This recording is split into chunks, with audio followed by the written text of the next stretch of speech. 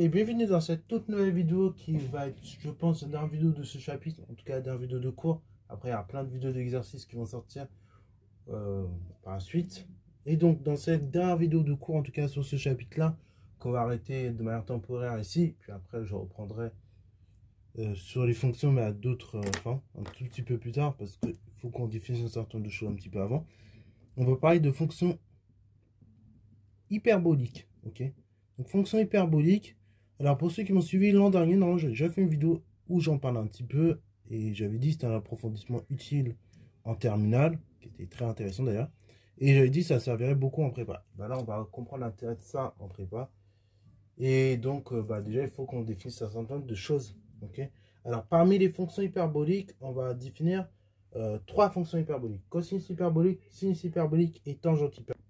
Alors, du coup, on va définir, comme je l'ai dit, trois fonctions hyperboliques qui vont ressembler beaucoup aux fonctions trigo que vous avez manipulées jusqu'en terminale, qui vous ont, je sais, pour certains cassé la tête, et je peux comprendre, on en reparlera dans un chapitre ultérieur, ok, de ces fonctions trigonométriques. Mais vous verrez que les fonctions hyperboliques, eh ben, elles sont un peu plus sympathiques que les fonctions trigonométriques que vous avez l'habitude. Alors, première définition, on va parler de la fonction cosinus hyperbolique.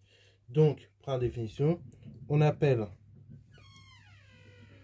la fonction cosinus hyperbolique.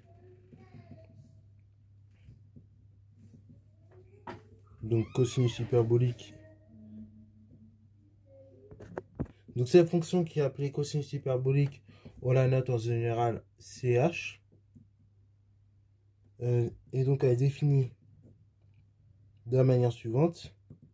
C'est la fonction qui va, donc la fonction CH qui va de R dans R plus étoile et qui a X associé à la chose suivante, exponentielle X plus exponentielle moins X divisé par 2. Ok? Donc ça, c'est la première définition que je vous annonce. Ça, c'est la fonction cosinus hyperbolique.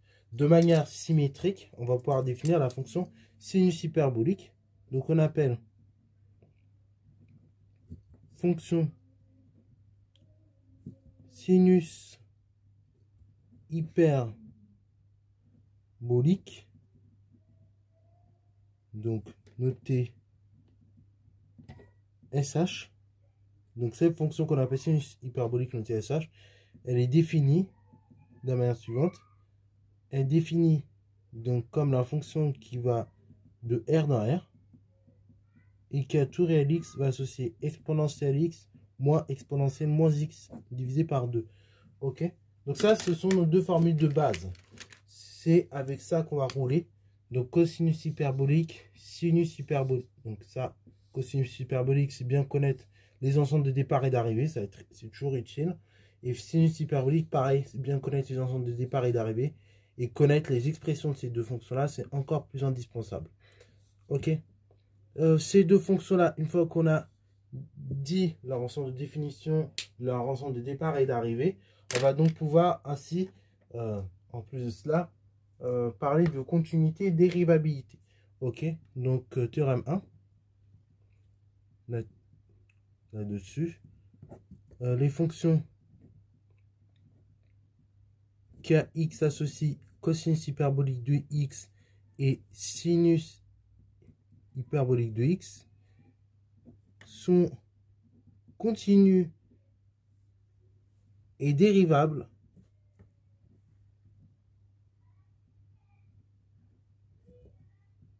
sur R. Ok, bravo. Elles sont continues et dérivables sur R. Elles sont même de classe, c'est infini.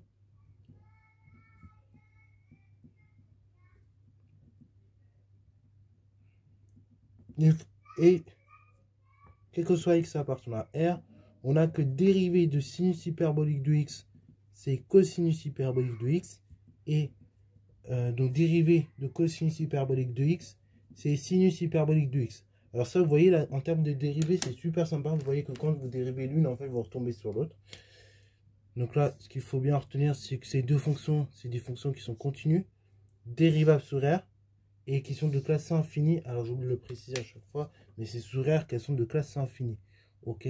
Classe infinie, je le rappelle, ce sont des fonctions qui sont dérivables à l'infini et dont les dérivés à chaque fois à l'infini sont continus. Ok, bravo. Donc ça, on va le démontrer. On va aussi démontrer par ailleurs ces formules de dérivés qui vont s'ajouter à votre catalogue. Ok, bravo. Donc c'est parti, on clique. Démonstration de ces choses-là. Donc démo. On va commencer par la fonction cosinus hyperbolique et vous verrez que le raisonnement se fait de manière complètement similaire pour la fonction sinus hyperbolique. Donc, la fonction qui a x associe exponentielle x plus exponentielle moins x divisé par 2. Donc, on l'appelle CH. Celle-ci, il y a juste à dire, mais en fait, elle est définie et dérivable sur R. Donc ça, on peut l'écrire comme 1 demi exponentielle x plus exponentielle moins x. Hein, je le rappelle, ceci. Donc attendez, là, on voit pas très bien, mais ça, on peut l'écrire comme 1 demi exponentielle x plus exponentielle moins x. Ok, telle fonction. Donc ça, c'est défini dérivable sur R en tant que somme de fonctions définies dérivables. En tant que somme de fonctions définies dérivables sur R.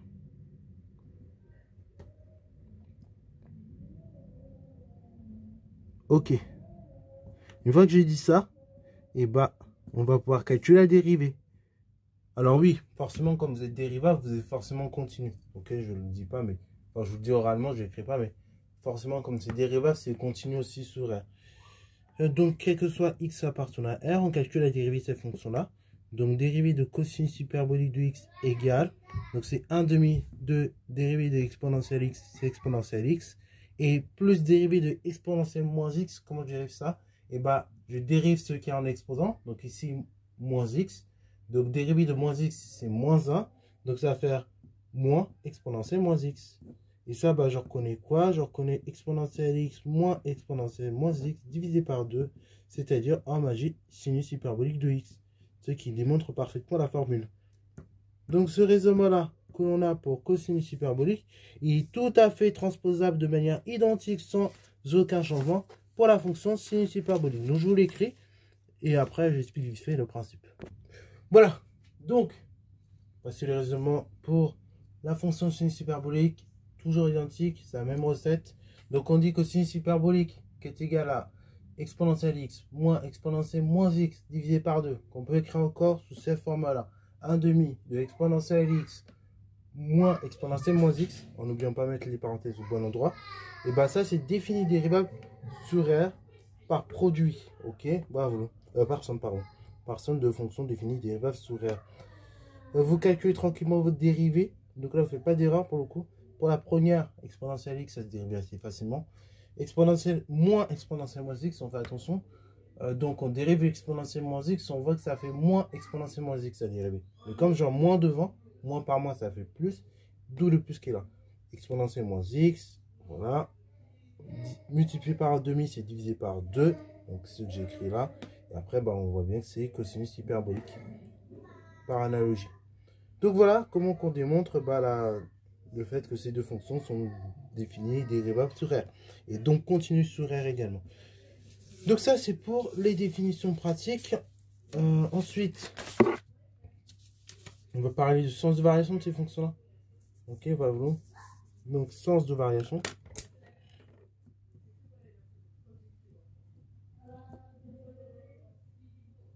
Sens de variation, signe. On pourrait même faire l'inverse, on pourrait parler du signe et ensuite du sens de variation. Donc, ça se résume très rapidement en deux tableaux.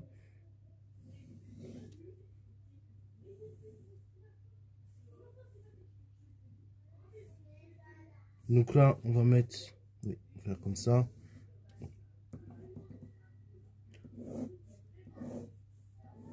Hop, x, on part de moins l'infini, on va en plus infini, on part de moins l'infini, on va en plus infini.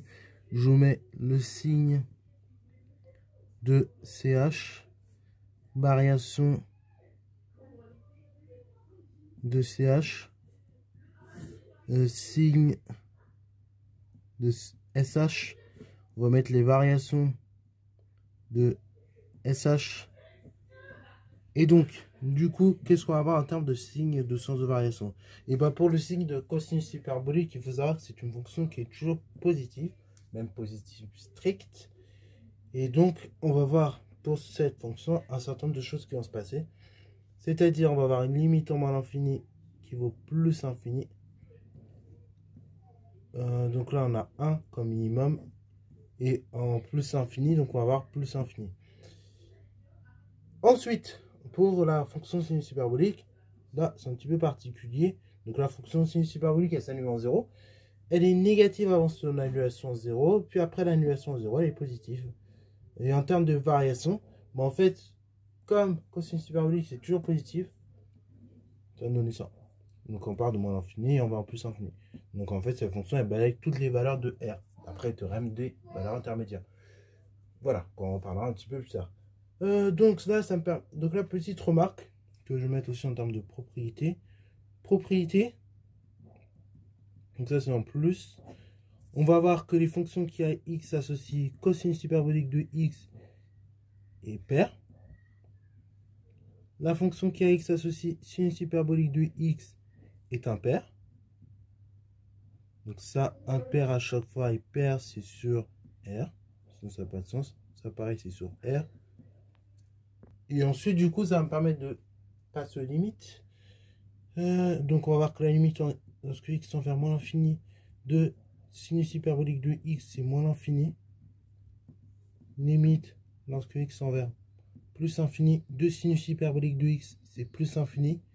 Et les limites en moins et en plus infini de cosinus hyperbolique de x, c'est les mêmes. C'est plus infini. Alors, du coup, on va démontrer ces 4 propriétés-là. C'est surtout celles-ci qui sont essentielles. Et après, à partir de celles-ci, on en déduit ça. Ok. Donc, du coup, c'est parti mon kiki. Donc, on va démontrer le fait que cosinus hyperbolique, c'est une fonction paire. Sinus hyperbolique est une fonction impaire. Et ensuite, on va pouvoir démontrer les limites. Donc, c'est parti mon kiki. Donc, tout d'abord, on va commencer à dire que R, c'est un intervalle qui est symétrique par rapport à 0. Donc, quel que soit x appartenant à R, moins x, il appartient à R. Et donc, quel que soit x appartenant à R, on va calculer cosinus hyperbolique de moins x, qui est égal à exponentielle de moins x plus exponentielle de moins x, c'est-à-dire plus x, le tout divisé par 2. Donc ça, c'est exponentielle de... Donc là, on a le droit de permuter. Donc on peut aussi dire c'est exponentielle de x plus exponentielle de moins x divisé par 2. Et ça, c'est cosinus hyperbolique de x. Donc là, c'est-à-dire quoi? Ce que je viens d'écrire, c'est-à-dire que la fonction qui a x associe cosinus hyperbolique de x est paire. Donc elle est paire sur son domaine de définition, c'est-à-dire sur R. Voilà, puisque j'ai bien montré que CH de moins x, c'est CH de x. Voilà, nickel. Ensuite, deuxième chose, on va tout simplement maintenant s'intéresser à la parité de sinus hyperbolique de x. Donc là, je refais pas comment ça s'appelle? Je remets pas que R c'est un intervalle symétrique. Là, j'ai mis là. Donc là, maintenant, on va dire que quel que soit x appartenant à R, sinus hyperbolique de moins x égale. Donc là, pareil, j'applique à moins x. Donc c'est égal à exponentielle de moins x moins exponentielle de moins x divisé par 2. Mais sauf que moins par moins, ça fait plus. Donc ça fait, on ne va pas aller trop vite, exponentielle de, ça fait moins exponentielle de x plus exponentielle de moins x divisé par 2. On factorise par moins 1, donc ça fait moins exponentielle x moins exponentielle moins x divisé par 2, ce qui fait moins sinus hyperbolique de x. Et donc ça, en faisant cette opération-là, j'ai montré que la fonction sinus hyperbolique est impaire. Donc la fonction qui a x associée sinus hyperbolique de x est impaire sur R.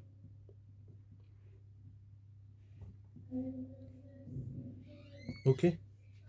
Une fois qu'on a fait ces choses-là, on va pouvoir s'intéresser maintenant aux limites. Ok. Donc là, on y va. pour les limites. Donc limite lorsque x tend vers plus infini de cosinus hyperbolique de x, c'est égal à la chose suivante. Donc là, c'est égal à la limite lorsque x tend vers plus infini de exponentielle x plus exponentielle moins x divisé par 2. Et ça, c'est égal à plus infini par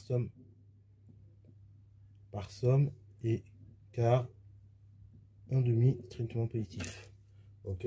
Parce que du coup, oui, ça fait 1 demi, enfin limite de 1 demi fois exponentielle x plus exponentielle moins x.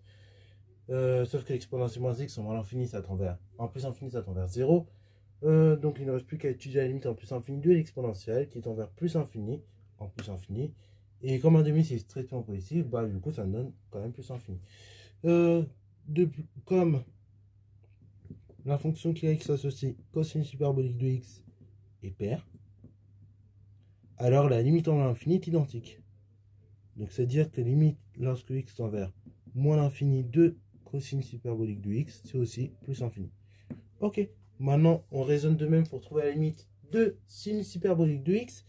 Donc limite lorsque x tend vers plus infini de sinus hyperbolique de x, c'est quoi? C'est la limite lorsque x tend vers plus infini de exponentielle x moins exponentielle moins x divisé par 2, ce qui est égal à la limite lorsque x tend vers plus infini de 1 demi exponentielle x plus moins exponentielle moins x. Et ça tend vers plus infini.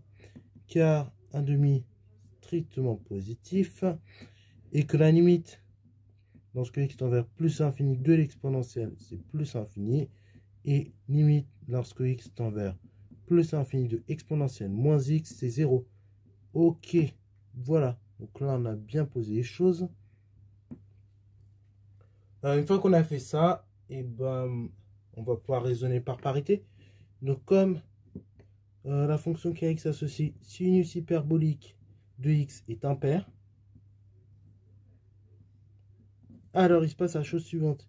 Il se passe que limite lorsque x tend vers moins l'infini de sinus hyperbolique de x, c'est moins l'infini. Ok. Donc ça, c'est nickel. Ce qui justifie bien le tableau variation ainsi que le tableau signe qu'on a établi précédemment. Ok, voilà. Donc une fois qu'on a fait ça, on va maintenant s'intéresser aux variations en signe. Et donc on va s'intéresser à une dernière formule qui est essentielle lorsqu'on fait de la trigonométrie hyperbolique. Donc ça va être le théorème 2.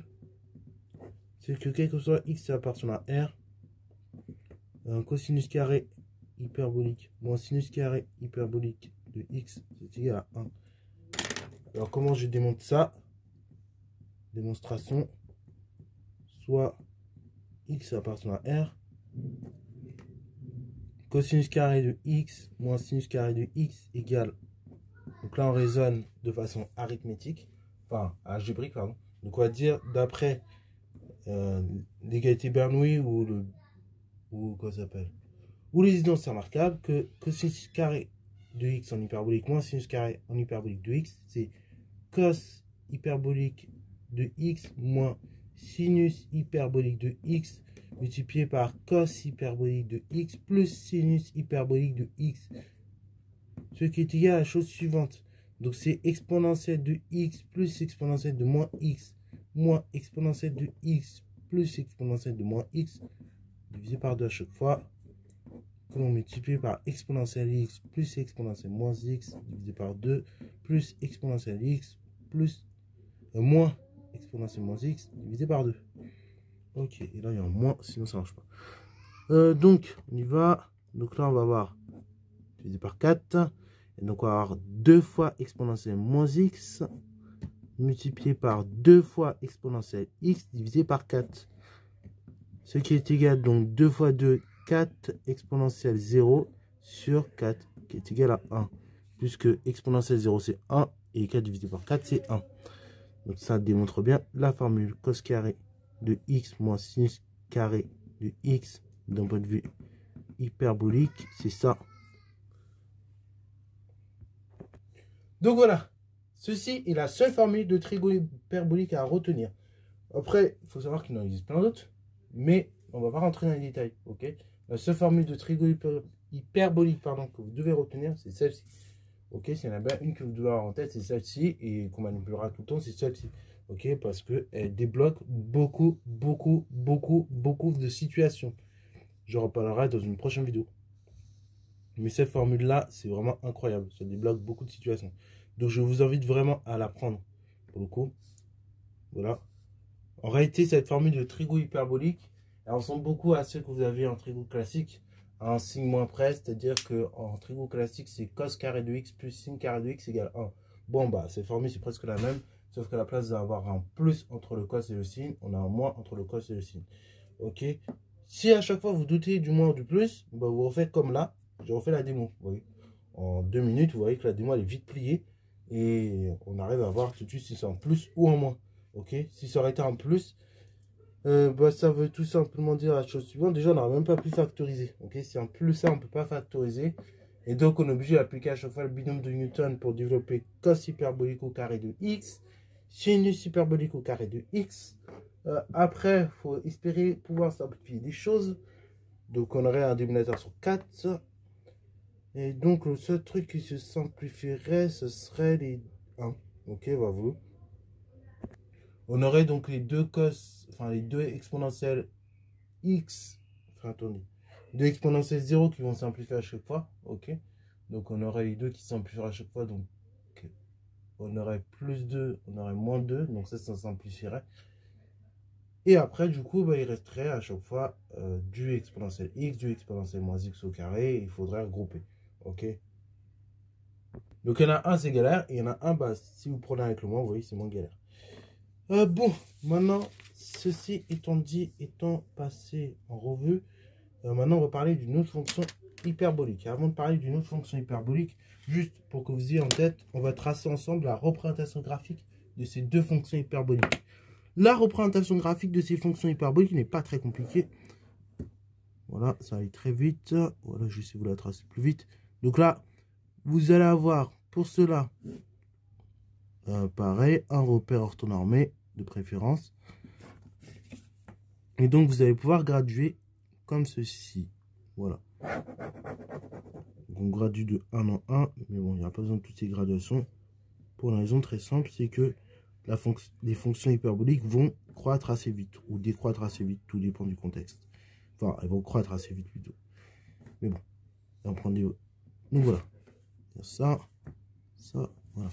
Donc, cosinus hyperbolique en 1, elle vaut 1. En 0, elle vaut 1. Donc là, je vais prendre seulement 3 points, vous verrez pourquoi. En 1, du coup, cette fonction, la fonction cosinus hyperbolique, et ben, elle vaut environ 1,6. Ok. Pareil, si vous voulez vous en convaincre, vous dites que cosinus hyperbolique de 1, c'est exponentielle 1 plus exponentielle moins 1. Donc, c'est-à-dire environ 2,7 plus 0,4 environ. Parce que oui, 0,36, on arrondit, c'est 0,4. Donc, du coup, ça fait environ 3,10 que vous divisez par 2. Donc, ça fait environ 1,55 qu'on peut arrondir à 1,6. Ok, voilà. Donc, 1,6, c'est pas là, c'est quelque part ici. Voilà. Pour exponentielle de moins 2, bah, exponentielle de moins 2, ça va être la même chose. Exponentielle de 2, pardon, c'est la même chose. Donc, c'est exponentielle au carré, environ 7,4. Plus exponentielle de moins 2. Donc là, c'est environ 0,13. Donc, ça fait environ 7,5. Qu'on va même pouvoir arrondir à 7,6 parce qu'en fait, le 7,4, c'est presque 7,42 plus 7,40 plus 0,13. Donc, ça fait 7,55 qu'on arrondit à 7,6. Divisé par 2, ça fait 3,8. Ok. Donc, est-ce que j'ai de la place pour 3,8? Oui, j'ai la place. Voilà. Donc là, je reprends seulement les premières valeurs de cette fonction. 3,8, c'est là.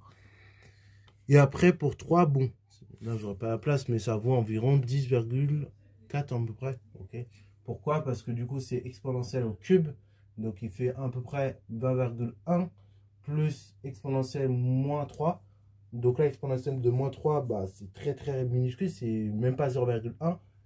Donc 20,1 plus, allez, on va dire 0,1 en étant très gentil, ça fait 20,2 divisé par 2, ça fait 10,1. Ok, bravo. Donc là, du coup, ce que je vous propose, c'est que comme la fonction cosinus hyperbolique, c'est une fonction qui est paire, et bah, des points que vous avez là, qu'on a placés là, on peut les placer de manière symétrique sur la partie gauche du repère. Donc là, on va avoir ceci, ce point-là. On va voir ceci. Voilà. Donc là, voici la courbe représentative de la fonction cosinus hyperbolique. Voilà. Alors après, on va raisonner de même, vous verrez, pour la sinus hyperbolique. Donc ça, c'est... À chaque fois, je ne fais pas bien symétrique. Ouais, ça va. Ça va, il y a des fois, c'est pire. Ouais, ça va.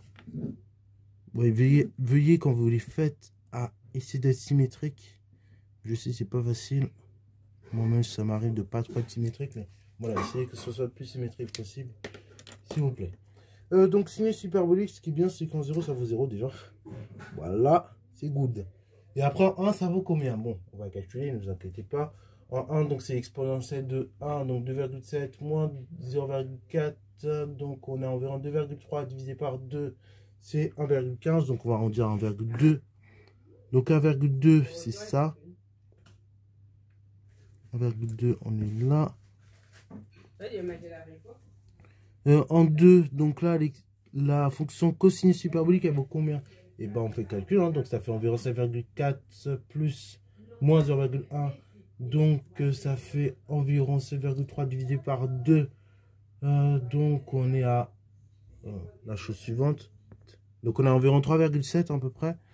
Voilà, en arrondissant. 3,7, c'est à peu près la même valeur, mais voilà, on est à peu près par là. Ça se colle. Et après, pour exponentielle moins 3, enfin en 3, du coup, sinus hyperbolique, à mon avis, là, on va dépasser 10 aussi. Donc, ça n'aura pas grand intérêt de vous la tracer. Donc, ça va vous donner une courbe qui est comme ça au départ. Voilà. Tchac, tchac, tchac, sur l'ensemble R+. Et après, en fait, on peut la... Donc là, après, ça se colle, ça se touche, hein, ça se colle. Et sur l'ensemble des réels négatifs, bah, du coup, comme c'est impair, bah, on va tout recopier, mais vers le bas. Donc 1,2, on avait dit à peu près. Oui, 1,2. Après, on avait dit environ 3,7. Donc 3,7, c'est là. C'est ici. Et puis ça vous donne ça. Voilà. 3,2, c'est ça. Alors, petite remarque, avant qu'on passe à la suite. Donc y égale sinus hyperbolique de x. Vous remarquerez que ces deux courbes-là, en l'infini, et bah, comment dire, elles ont une particularité assez étrange. Que, bah, en fait, ces deux courbes-là, elles se confondent presque. Pour des valeurs de x, vous voyez, qui sont même, on n'est jamais pas à l'infini, vous voyez, que autour de 3, déjà, elles se collent. Et puis, pour des valeurs de l'infini, elles se collent vraiment. Donc, du coup, pourquoi ça? C'est parce qu'en fait, si vous regardez sinus hyperbolique, dans son expression, c'est exponentielle x moins exponentielle moins x divisé par 2. Si vous regardez l'expression de cosinus hyperbolique à présent, c'est exponentielle x plus exponentielle moins x divisé par 2. Ok, pourquoi ça? Et pourquoi je vous fais remarquer ça? Parce que du coup, si vous regardez bien, exponentielle moins x sur 2, moins exponentielle moins x sur 2, c'est négligeable à l'infini. Ça fait 0, ça limite. Ok, ça tend vers 0 ce terme-là. Donc, bah, il ne reste plus que exponentielle x sur 2, exponentielle x sur 2 pour les deux fonctions. C'est pour ça qu'on a cette impression, pour des valeurs infinies, bon là, à 3, mais pour des valeurs qui seraient aux alentours de l'infini, ce sera encore plus flagrant. On a l'impression que ces deux courbes se collent, et elles se collent vers une courbe un peu spéciale, qui est la courbe de la fonction qui a x associe exponentielle de x sur 2. Et en fait, cette courbe-là, la courbe de la fonction qui a x associe exponentielle x sur 2, et bah, cette courbe-là, on dit que c'est une asymptote à la fonction cosinus et sinus au voisinage de l'infini. Donc là, pour vous la représenter, ça va donner qu'elle passe bien entre les deux. Ok, voilà. Passe entre les deux, passe entre les deux, passe entre les deux. On fait ça, et puis après, on fait ça. Ça vaut 0,5. Et voilà, donc ceci est la courbe de notre asymptote. Alors, on voit presque pas. Et donc, elle est là. C'est y égale exponentielle x sur 2. Donc, c'est un asymptote à la courbe de la fonction cosinus hyperbolique et un asymptote à la courbe représentative de la fonction sinus hyperbolique. Ok, donc ceci est good. Bon, Maintenant, on va parler de la fonction tangente hyperbolique. Donc, je vais vous donner une deuxième définition. Définition 2. Donc là, autant en trigo, bah, quand vous avez le rapport de sinus sur cosinus, il se trouve que ça vous donne tangente. Bon, bah, de manière similaire, en trigonométrie hyperbolique, quand on fait le rapport de sinus hyperbolique sur cosinus hyperbolique, ça vous donne quoi? Tangente hyperbolique. Bon, voilà, vous avez déjà fini le cours. Hein. Donc, la fonction tangente hyperbolique. Donc, la fonction tangente hyperbolique, on a TH, qui est définie de la manière suivante, c'est-à-dire la fonction qui va de cet intervalle-là. Alors, là, ouvrez bien grand vos oreilles. Donc, elle va de l'intervalle R, et elle prend des valeurs dans moins 1, 1. Et à x, elle associe la chose suivante.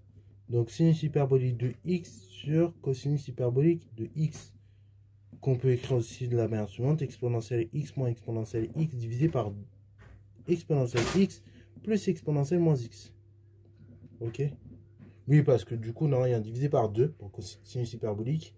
Pour le cosinus hyperbolique, il y a aussi un divisé par 2, mais en fait, bah, on divise à chaque fois par la même chose. Donc, autant ne rien mettre, vous voyez? C'est comme si, bah, vous, comment dire? C'est comme si dans la vie de tous les jours, et bah, vous payez non, vous devez payer un article 20 €, vous avez un billet de 20, vous avez donné 20,70 €, on vous rend 70 centimes, bah, c'est inutile, vous voyez? Donc, autant directement donner le billet de 20 et on vous rend rien du tout, vous voyez? Bah, c'est un peu la même logique. Pourquoi c'est un peu sur la même logique du coup que on ne met pas le 1,5 à chaque fois. Donc voilà, ça prend une chose qu'il faut avoir en tête. Tangente hyperbolique, ça s'appelle TH. Elle va de moins 1, 1. On va comprendre pourquoi le moins 1, 1. Et donc, elle associe à tout réel x.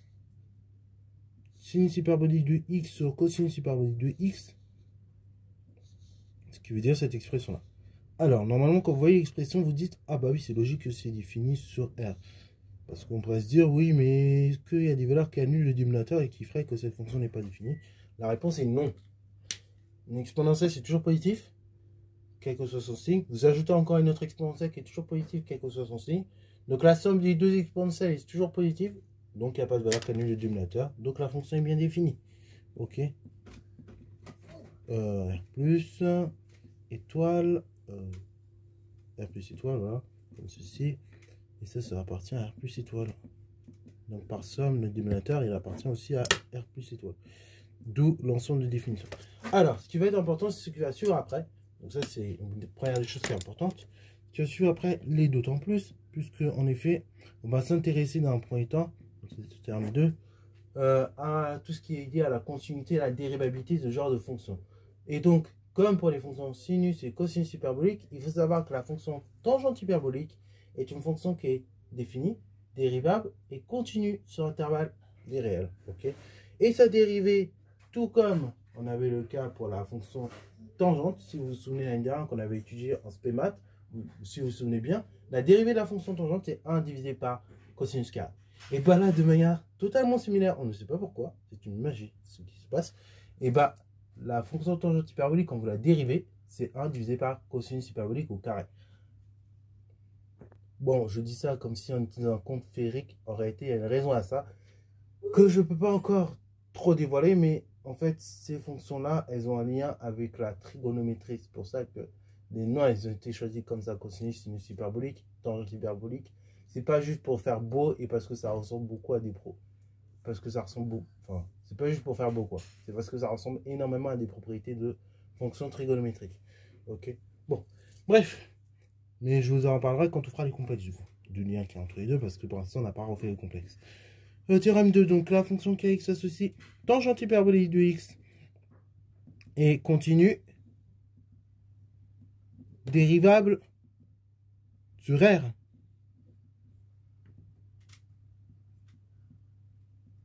Et même, on peut aller plus loin, de classe C infini sur R.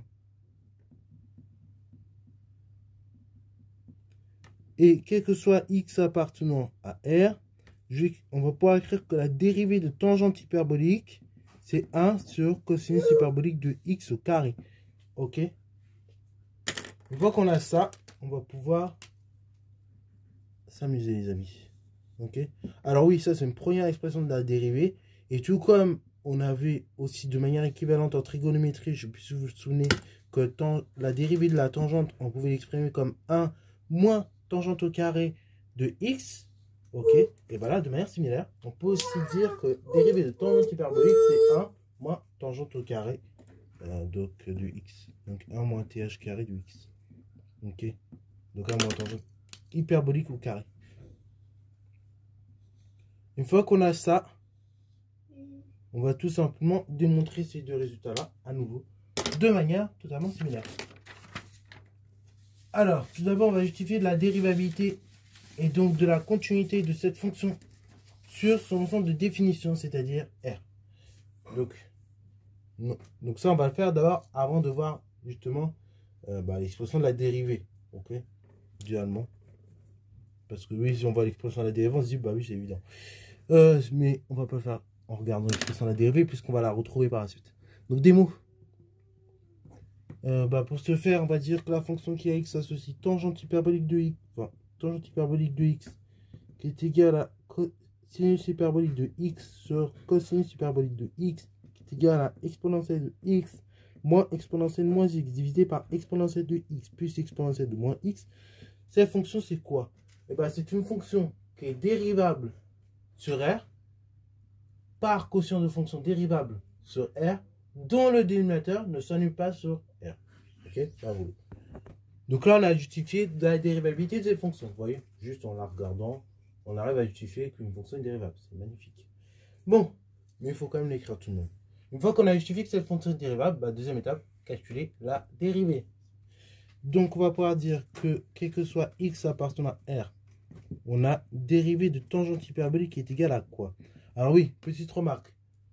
Du coup, la fonction étant dérivable sur R, forcément, elle est continue sur R. Ok, voilà. Et bon, on va pas le remettre, mais c'est aussi de classe infinie sur R, puisque la dérivée est dérivable et ainsi de suite. Et sur l'infini. Et la dérivée est continue. Enfin, voilà. Donc, quel que soit x appartenant à R, on va pouvoir calculer la dérivée de tangente hyperbolique de x. La dérivée tangente hyperbolique de x, ça revient à la dérivée ce quotient-là. Donc, sinus hyperbolique de x sur cosinus hyperbolique de x. Dérivée de sinus hyperbolique de x, c'est quoi? C'est cosinus hyperbolique de x, que je multiplie par le dénominateur, qui est aussi cosinus hyperbolique de x, moins, du coup, sinus hyperbolique de x, multiplié par la dérivée du dénominateur, qui est sinus hyperbolique de x aussi. Ok, puisque dérivée de cosinus hyperbolique, c'est sinus hyperbolique de x, que je divise par cosinus hyperbolique de x au carré. Ok. Bon, deux façons de faire. Première façon de faire, c'est je casse la fraction 2.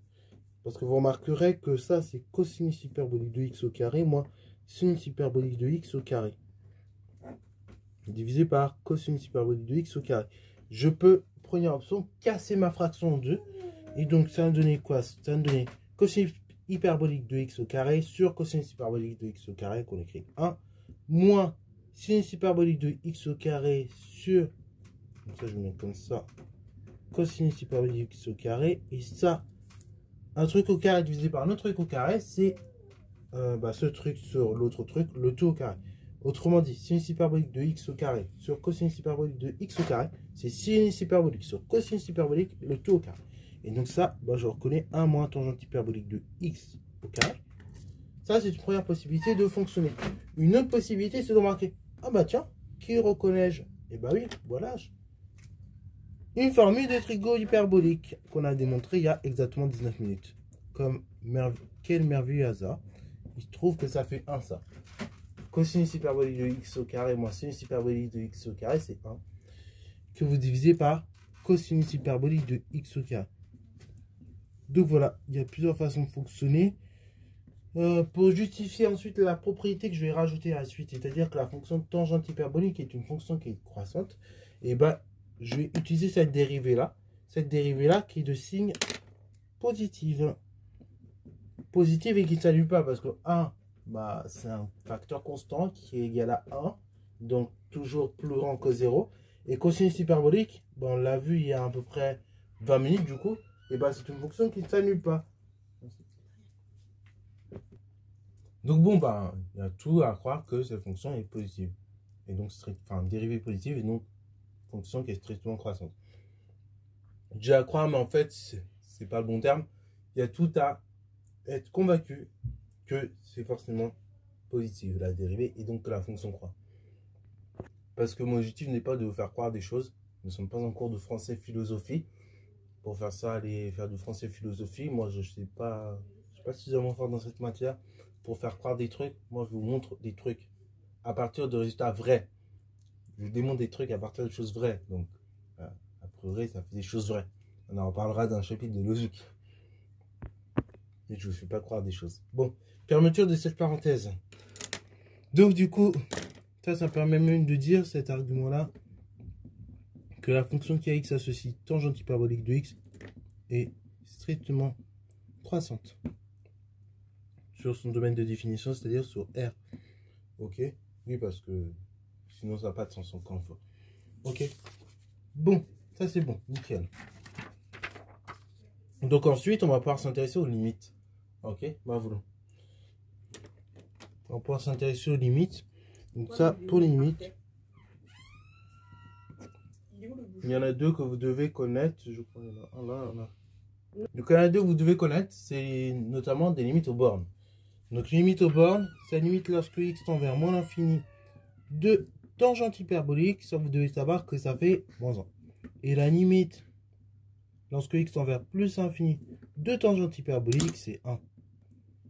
Voilà pourquoi, il y a à peu près 10 minutes, je vous ai dit que tangente hyperbolique, ça va de R dans l'intervalle moins 1. Ok, ça vient de là, en fait, à cause des limites. Démontrons ce résultat. Donc, limite, lorsque x tend vers moins l'infini de tangente hyperbolique, c'est quoi?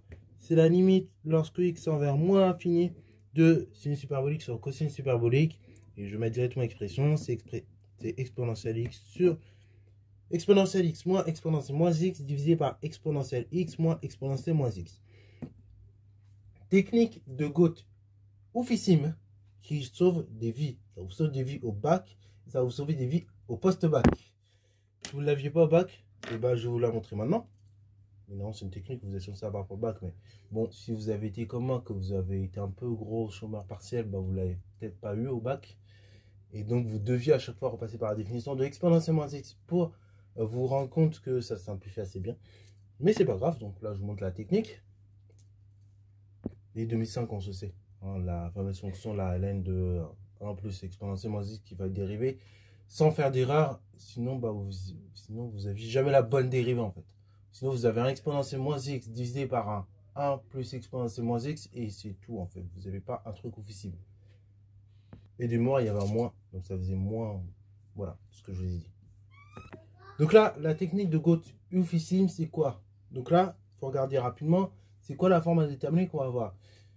On va avoir un truc du type infini sur l'infini. Après, il y a un plus. Encore une fois. Donc là, en effet, je vais avoir 0. L'exponentielle en plus infini, ça tend vers 0. En moins infini, ça tend vers 0. Mais le problème, c'est que l'exponentielle moins x, ça tend vers plus infini. Et là, j'ai exactement le même problème, ça tend vers plus infini. Donc, c'est un peu problématique. Donc, la technique de Goth consiste à multiplier par quoi? Et bien, par le truc qui ne fait pas tendre vers l'infini. C'est assez ouf ce qui se passe. Donc, vous multipliez ici par exponentielle x. Et là, de même, vous multipliez aussi par exponentielle x. Ça, c'est une technique vraiment, multiplier par exponentielle x ou exponentielle moins x. C'est un truc qui marche assez bien en général, avec des exponentielles. Voilà. Et donc, du coup, vous allez vous retrouver que c'est égal à la limite lorsque x tend vers plus infini de exponentielle de 2x moins 1 divisé par exponentielle de 2x toujours plus 1. Et ça, c'est sympa. Alors, je ne vais pas tout reprendre dans le détail, mais par composition, vous trouvez que ceci tend vers 1, vers 0, pardon. Par composition, vous trouvez que ceci tend vers 0. Pour x qui tend vers moins l'infini. De même, là, c'est pour x qui tend vers moins l'infini, ici. Et donc, par somme au numérateur et au dénominateur, vous trouvez que ça tend vers moins 1 respectivement, plus 1. Et donc, ça tend vers moins 1. Ok. De même, on raisonne de même en plus infini. Donc, limite lorsque x tend vers plus infini de tangente hyperbolique de x égale la limite lorsque x tend vers plus infini de exponentielle de x moins exponentielle de moins x sur exponentielle de x plus exponentielle de moins x. Là, pareil, ce qui fait tendre vers plus infini, enfin, ce qui va créer une forme indéterminée, c'est là. C'est à cause des exponentielles, ça tend vers plus infini à chaque fois. Donc, bah, pour casser ma forme indéterminée, je vais venir multiplier par exponentielle moins x ce coup-ci. Comme ça, bah, j'ai plus de forme indéterminée. J'ai plus d'exponentielle x. Ok. Donc, du coup, ça va vous donner quoi? C'est la limite lorsque x tend vers plus infini. Alors, du coup, là, c'est en moins infini ce que je faisais ici. Donc là, c'est en plus infini, c'est bon. Donc, c'est la limite lorsque x tend vers plus infini de 1 moins exponentielle moins 2x divisé par 1, donc plus exponentielle moins 2x. Et ça, bah, ça fait 1 par composition, somme, quotient. Ok, alors pareil, comment on commande ça? On raisonne encore une fois, je l'ai dit, par composition. Vous calculez la limite lorsque x tend vers plus infini de moins 2x, vous trouvez que ça fait moins l'infini. La limite au moins l'infini de l'exponentielle, c'est 0. Donc par composition, lorsque x tend vers plus infini, ce terme-là tend vers 0. On raisonne de manière similaire pour celui-là, c'est exactement la même chose, et on trouve que ça fait 0. Et puis par somme, quotient, vous trouvez que ça fait 1. Bon, là, on est presque arrivé au terminus de ce train qui sera noté ça-ci pour la petite vanne. Bon, c'est pas en début. Donc là, tout ça pour dire qu'on est presque arrivé à la fin de la vidéo. Donc là, dernier théorème dernière chose que nous allons visualiser dans cette vidéo, on va visualiser tout ce qui est du coup sens de variation et limite. Alors sens de variation, je l'ai déjà donné, les limites je vous les ai déjà donné. On va juste établir le tableau de variation de cette fonction-là, ainsi que sa représentation graphique, qui pour le coup va être très simple. Donc là, lorsqu'on a x, on a plus infini, moins l'infini, plus infini. Pour le signe de tangente, on a que ça s'annule en 0. Okay, puisque le numérateur il s'annule en 0. Il change de signe en 0 également. Et pour les variations, bah voilà, ça fait ça. Moins l'infini, plus infini. Alors pour bien montrer que tout simplement on change de signe en 0, bah, on peut utiliser TVI en disant que l'équation tangente hyperbolique de x égale à 0 présente une unique solution. Ok, parce que bah, tangente hyperbolique, on a montré que c'est strictement croissante. 0, c'est bien entre moins l'infini et plus infini. Et donc, bah, ça présente une unique solution. On remarque que la valeur x égale à 0 convient parfaitement. Et donc, on a ça. Bon, en termes de représentation graphique, là, c'est encore plus simple que tout à l'heure. Donc là, wow, j'ai vachement dilaté la chose, mais c'est pas grave. Est-ce qu'on peut faire 8? Non, oui, on peut. Voilà. Voilà. Et voilà. Bon, ce ne sera pas un repère orthonormé. Quoique, non, ça va pas être un repère orthonormé. Sinon, vous ne voyez pas très bien. Donc, on va faire un repère orthogonal. Pour changer un peu. Mais bon, dans un repère orthonormé, c'est exactement le même principe. C'est juste qu'en fait, l'ordonnée est un peu petite. Sinon, si je suis dans un repère orthonormal. Orthogonal, oui. Orthonormé, je verrai. Si je veux. Donc là, c'est bon. 0, 1, 1. Donc là, l'idée, c'est qu'en 0, qu'est-ce qui se passe? Et bien, en 0, vous allez avoir une courbe qui aura tendance à faire ça. Donc, attendez.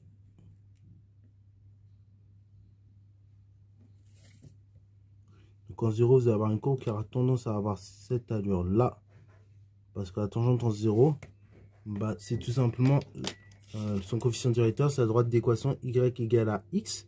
Et comme un x égale à 0, on remarque aussi que tout simplement la fonction tangente hyperbolique vaut 0. On a donc ceci. Et puis après, en 1, du coup, on va avoir quoi? On va avoir un truc comme 0,7 à peu près. Donc on va avoir ça. Alors ça à peu près. Et puis après, on va monter progressivement vers 1. Qui est son asymptote horizontale au voisinage de l'infini. Ok.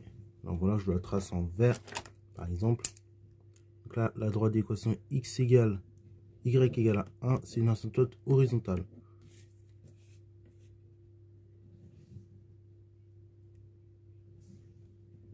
Et là, pareil, à la droite d'équation y égale moins 1, c'est une asymptote horizontale, mais au voisinage de moins l'infini. Donc y égale 1, y égale moins 1. Donc là, ce sont vos asymptotes horizontales. Voilà, voilà, on fait ça. En 1, vous avez à peu près 0,7, je disais. Après, voilà. Voilà. Donc voici la courbe représentative de la fonction de tangente hyperbolique. Donc il ressemble d'ailleurs, si vous retournez et que vous faites, enfin si vous retournez de 90 degrés plus une symétrie par rapport à l'axe des abscisses, à l'axe des ordonnées, ça ressemble beaucoup à la fonction tangente classique. Ok, voilà. Et donc là, tout ça pour vous dire, voilà à quoi ça ressemble la fonction tangente hyperbolique. Et donc c'est tout pour cette vidéo, voilà, pas plus de choses à vous dire que ça. Si la vidéo vous a plu, n'hésitez surtout pas à liker, commenter et balance-toi en mathématiques et en sciences. Ah, dernière des choses, je ne voulais pas remontrer, mais c'est évident. Enfin, maintenant qu'on a montré la parité de sinus hyperbolique et cosinus hyperbolique, la fonction tangente hyperbolique, vous avez vu, j'ai tracé assez aisément parce que c'est une fonction qui est impaire. Ok, c'est une fonction qui est impaire. Et donc ça se montre assez rapidement. Vu que sinus hyperbolique est ampère et cosinus hyperbolique est pair, bah en fait, quand vous allez calculer tangente hyperbolique de moins x, vous allez vous retrouver avec un moins tangente hyperbolique de x. Ok, je ne refais pas la démo, c'est exactement le même schéma. Et donc, du coup, on trouve bien que la fonction tangente hyperbolique est impaire.